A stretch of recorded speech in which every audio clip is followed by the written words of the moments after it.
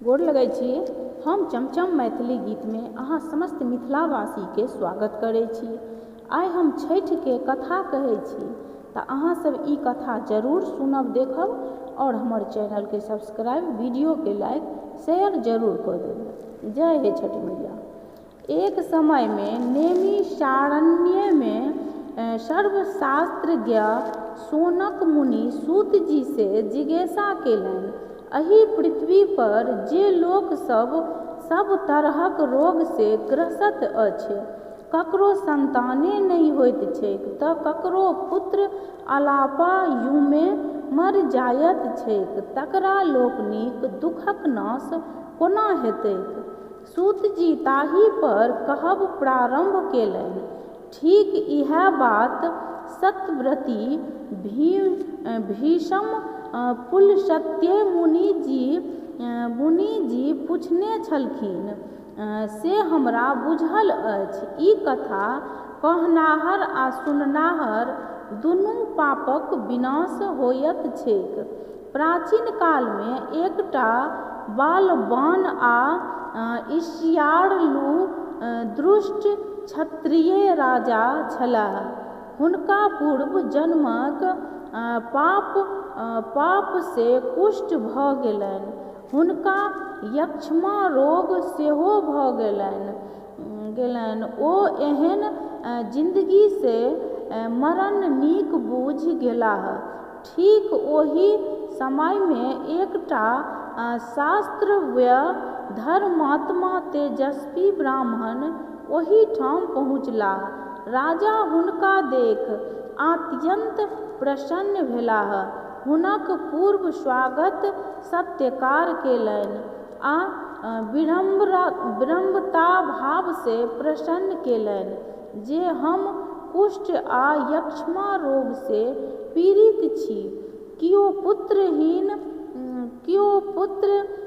पुत्रविहीन छथि, कोनो व्यक्ति संतान नहीं जीवैत छनि, एहि स्त्री के पति त्याग देने छैक, एहि सब दुखक की निदान। तखन ओ ब्राह्मण विचारलनि जे सूर्य देव लोकक सब तरहक पाप के नाश कऽ आरोग्य प्रदान करैत छथि।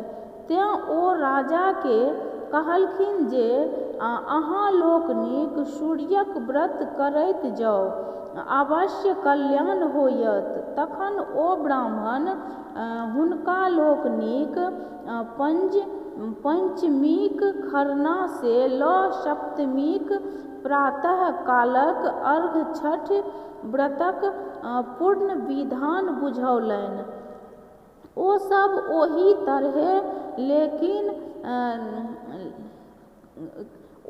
तरहे केलनि, तेँ सभक क्लेश दूर भऽ गेलनि।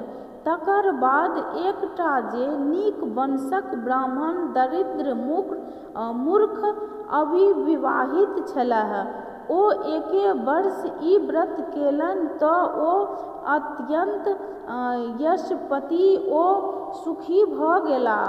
ओ राजा सेहो तखन 5 वर्ष व्रत केलनि।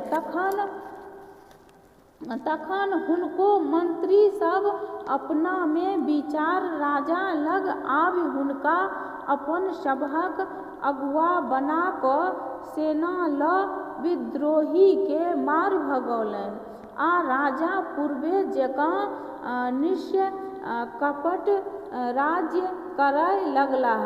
अतः जे कियो ई व्रत केलनि सब मन वांछित फल प्राप्त केलनि, जे कियो ई व्रत कऽ कथा सुनि शक्ति अनुसार कथावाचक के दक्षिणा देत, तिनका सब तरहक क्लेश दूर भऽ जेतनि। कथा सुनला के बाद पूजित देवता के प्रणाम कऽ विसर्जन कऽ ब्राह्मण के दक्षिणा आ प्रसाद दऽ व्रती पारण करथि। अहाँ सब हमरा दक्षिणा कोना देब तऽ हमर चैनल के सब कियो सब्सक्राइब कऽ देब, वीडियो के लाइक कऽ देब।